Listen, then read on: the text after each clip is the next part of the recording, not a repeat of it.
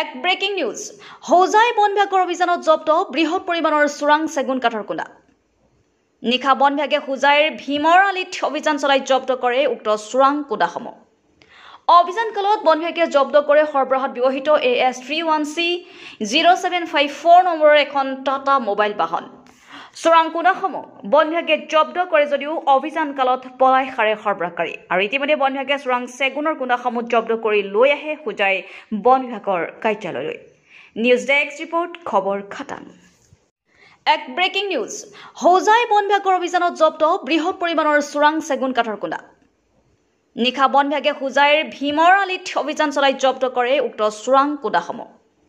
অভিযান কালত বন বিভাগে জব্দ কৰে সৰবৰাহত ব্যৱহৃত AS31C 0754 নম্বৰৰ এখন টাটা মোবাইল বাহন চোৰাং কুঁডাসমূহ বন বিভাগে জব্দ কৰে যদিও অভিযান কালত পলাই সাৰে সৰবৰাহকাৰী আৰু ইতিমধ্যে বন বিভাগে চোৰাং চেগুনৰ কুঁডাসমূহ জব্দ কৰি লৈ আহে হোজাই বন বিভাগৰ কাৰ্যালয়লৈ নিউজ ডেস্ক ৰিপৰ্ট খবৰ খাটাং এক ব্ৰেকিং নিউজ হোজাই বন বিভাগৰ অভিযানত জব্দ বৃহৎ পৰিমাণৰ চোৰাং চেগুন কাঠৰ কুঁডা নিশা বন বিভাগে হোজাইৰ ভীমৰ আলিত অভিযান চলাই জব্দ কৰে উক্ত চোৰাং কুঁডাসমূহ অভিযান কালত বন বিভাগে জব্দ কৰে সৰবৰাহত ব্যৱহৃত AS31C 0754 নম্বৰৰ এখন টাটা মোবাইল বাহন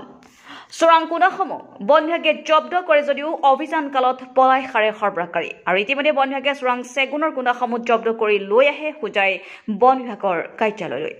নিউজ ডেস্ক ৰিপৰ্ট খবৰ খাটাং